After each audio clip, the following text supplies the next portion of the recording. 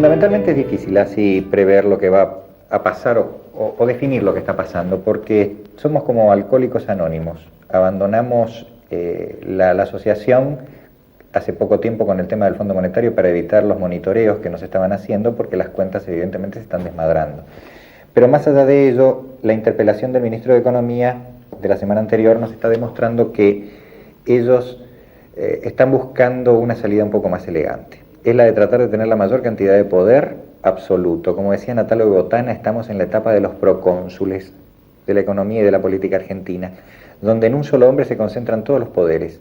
Entonces no necesitamos ni del Congreso ni de nadie.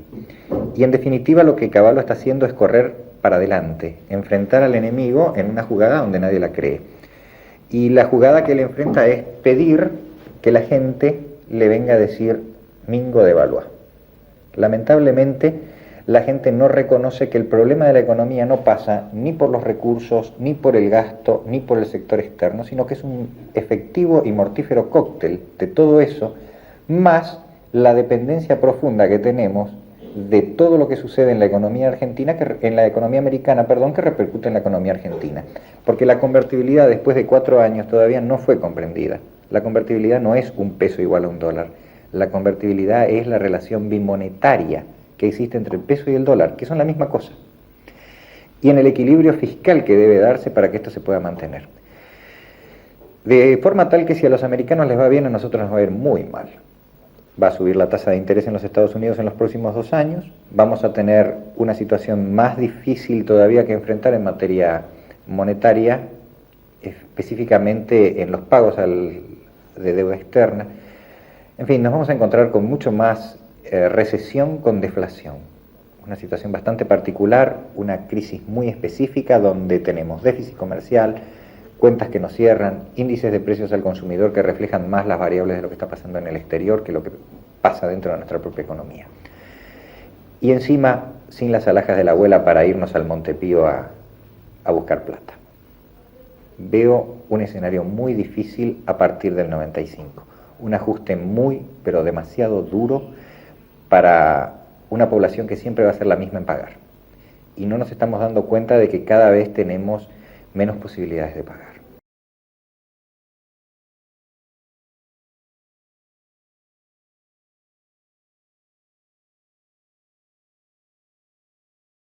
Nosotros creemos que existen 3 grandes necesidades en estos momentos en la economía argentina.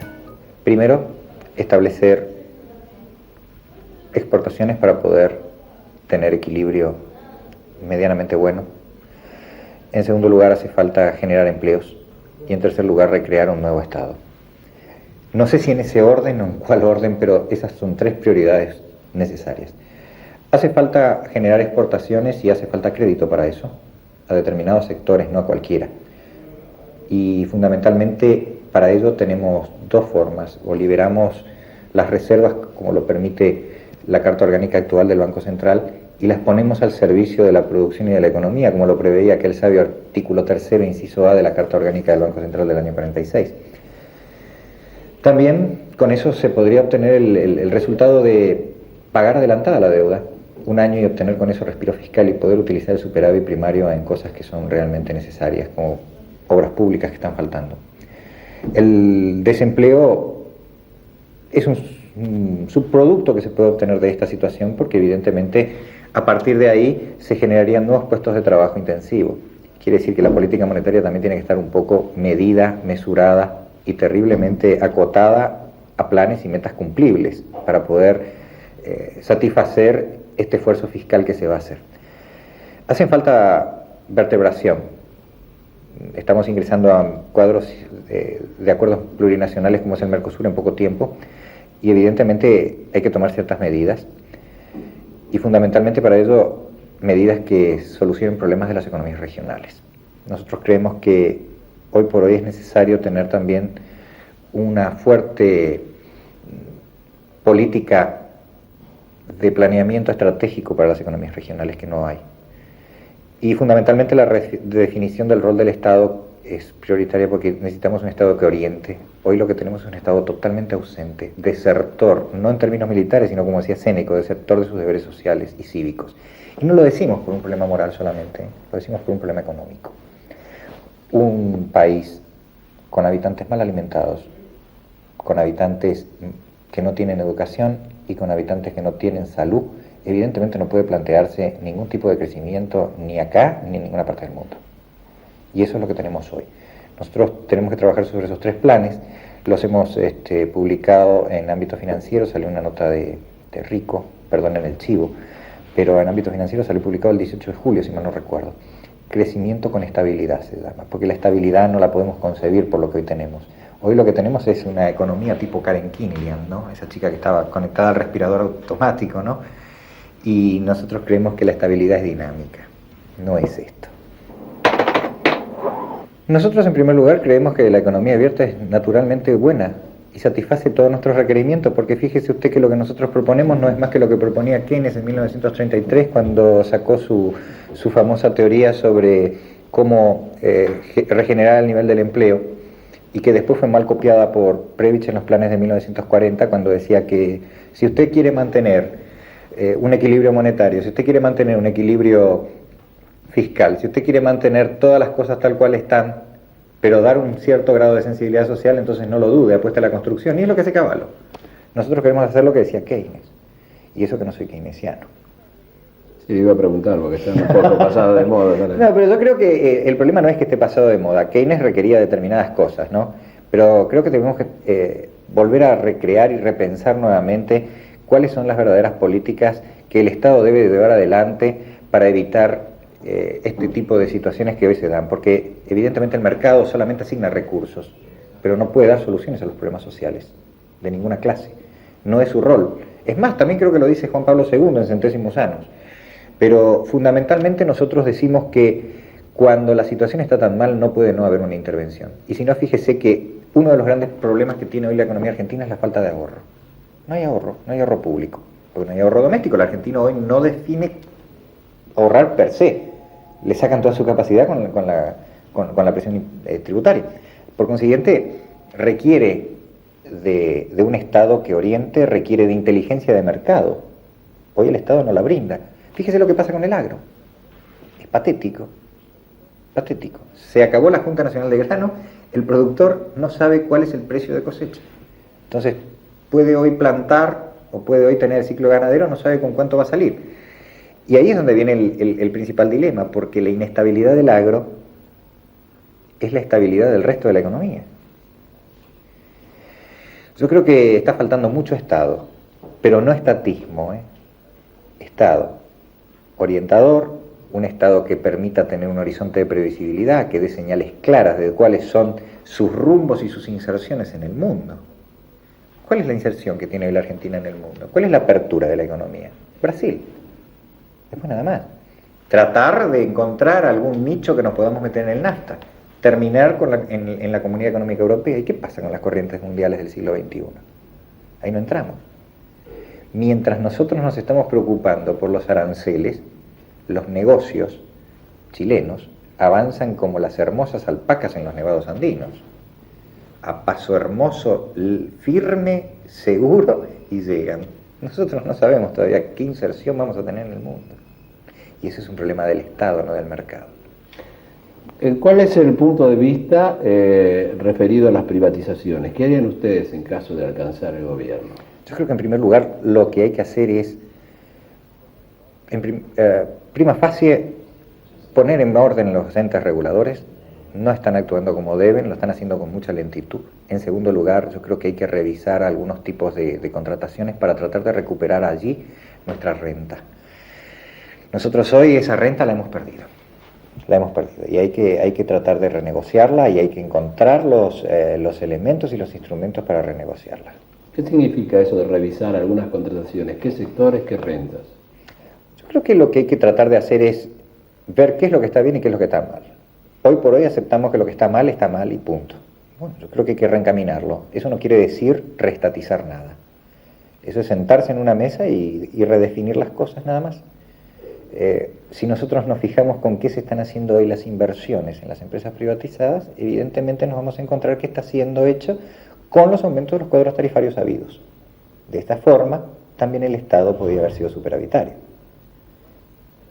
Creo que es igual al tema de la deuda externa. hay que sentarse a renegociar.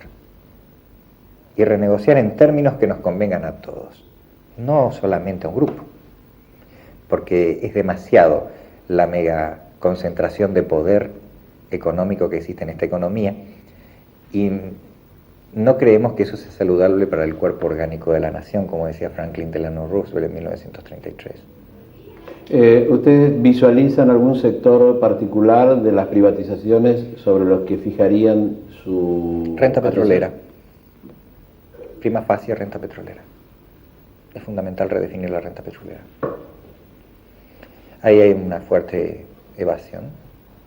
Fíjese que ni Chile ni México tomaron en consideración ese tipo de concesiones, como la hemos hecho nosotros. Más allá de que estemos de acuerdo o no desde el punto de vista ideológico, porque todas las privatizaciones se han hecho dentro de un marco carente de debate ideológico. Y son situaciones muy graves, porque no son situaciones autogenerables. No se dan por dos veces, se da por única vez. Y así como tuvieron un signo positivo cuando se realizaron, fíjese que ahora están teniendo un signo contrario. ¿Ustedes creen que el Estado debe ser empresario en algún sector? No. No, el Estado debe dirigir. El riesgo del empresario es del empresario, no del Estado. El Estado tiene que poner en funcionamiento el equilibrio de qué es lo que es estratégico para él y nada más. Pero después no debe por qué meterse, tiene que controlar, lo cual no quiere decir que se meta a empresario. Y no porque lo haga mal, simplemente porque no es su función. Su función es justamente la de administrar equilibrios, no es la de administrar empresas. Las últimas encuestas muestran al problema de la desocupación como prioritario dentro de las preocupaciones de los argentinos. Para nosotros el tema del desempleo es un producto que se basa en dos situaciones muy feas. La primera, que tomamos como natural y como válido el hecho de que en los países industriales hay mucho desempleo. Me parece que es un error. Es más, es un error hasta el ejemplo. España no es el mejor ejemplo. Pero fundamentalmente ello obedece a que el modelo en sí que estamos aplicando, que ni siquiera es un modelo, es un plan, es expulsor de mano de obra por naturaleza. Es propio del modelo. Por consiguiente, en este encuadre tiene que continuar el desempleo. Es la única forma de equilibrar el tipo de cambio. Y nosotros creemos que darle solución al desempleo es que el Estado tome las riendas de planes de vivienda, de planes de vertebración comunicacional, de planes de infraestructura y de inversiones con carácter social, no de gasto social, inversiones de carácter social. Cloacas, agua, todo lo que hace a la vida y a la necesidad básica insatisfecha. Yo por ahí tenía unas estadísticas que estaba analizando que realmente me pusieron los pelos de punta. El INDEC traza unos mapas de pobreza que son terribles. Y creo que ahí es donde hay que poner toda la capacidad del Estado en desarrollo, planear qué estrategias y qué políticas son necesarias. Un plan de viviendas es importantísimo, es fundamental. Durante un año y medio produce un buen síntoma, pero yo me pregunto, ¿dónde lo vamos a poner? ¿En el conurbano? ¿No hace falta una redefinición de la política demográfica previamente?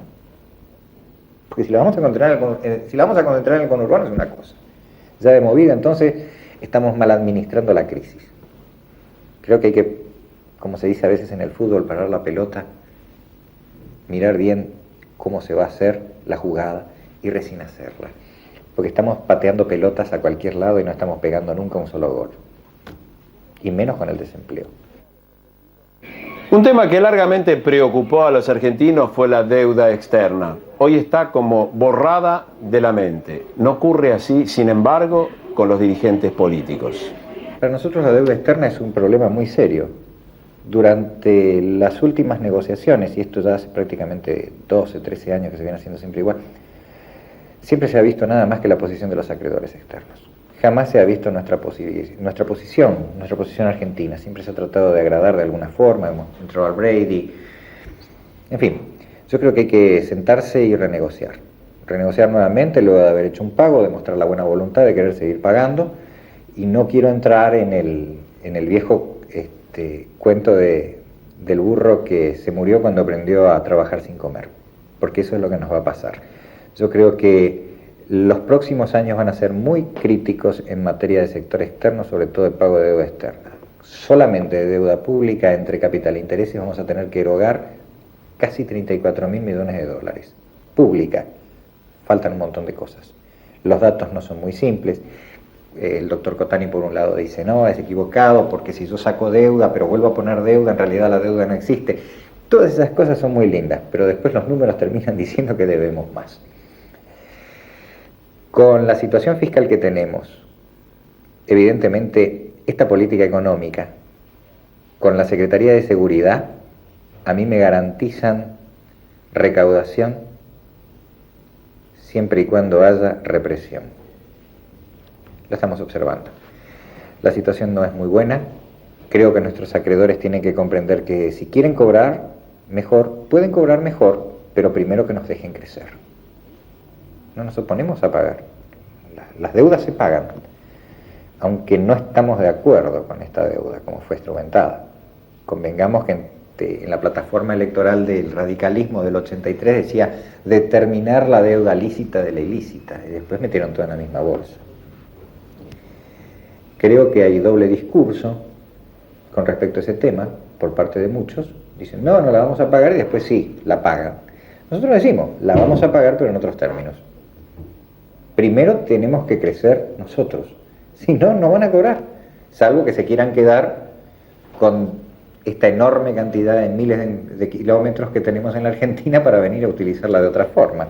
Con lo cual, entonces, lo que estaríamos haciendo hoy, con este actual modelo, es simplemente una declaración de principios. La última cuestión.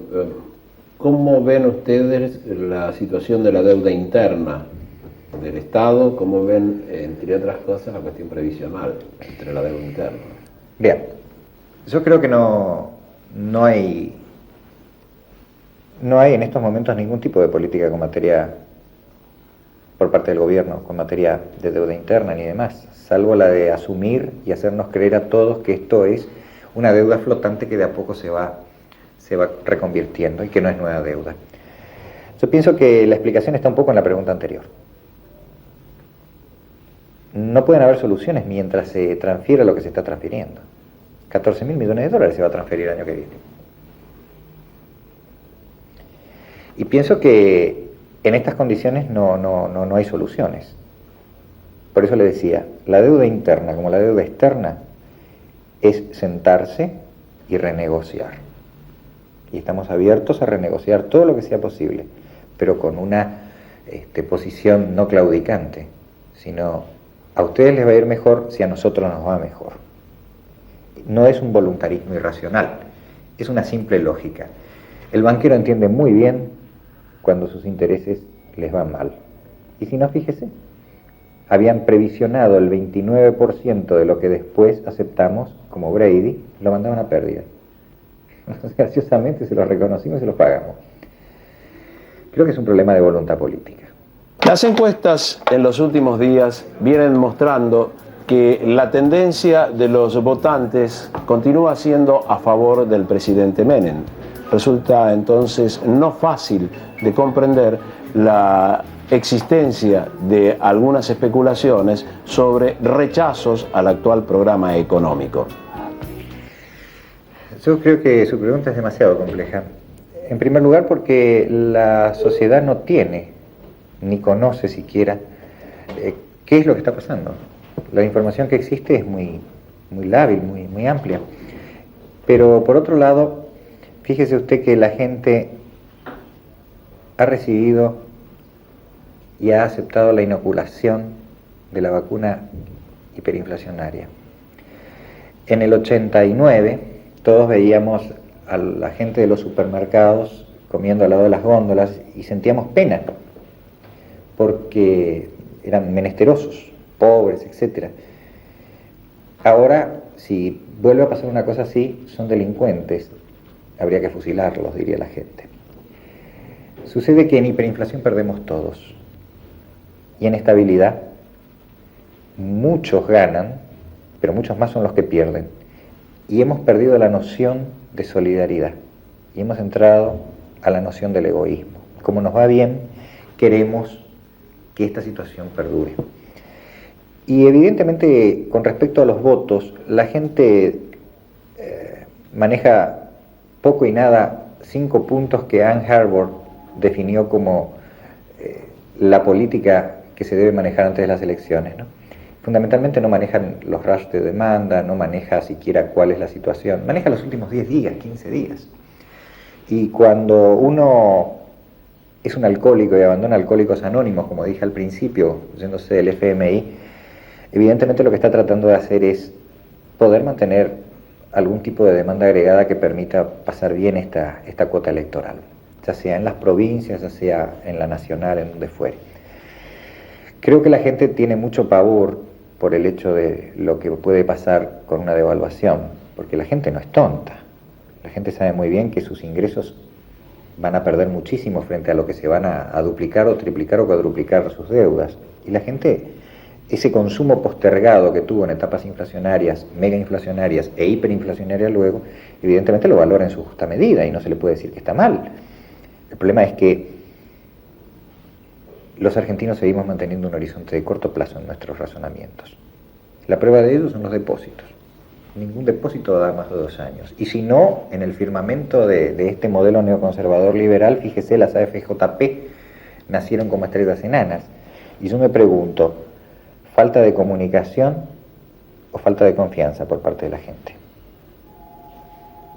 Creo que la falta de sensibilidad social, la falta de confianza nos está llevando a una situación muy límite. No creo que resulte fácil para ningún contendor en el 95 una elección sin hablar de los temas concretos que a la gente le interesa. Y a la gente le interesa el desempleo, el Estado y fundamentalmente mejor condición de vida. Edición Abierta espera con estas entregas efectuarle a usted un aporte de información que le permita en su momento oportuno tener los suficientes elementos para tomar una correcta decisión.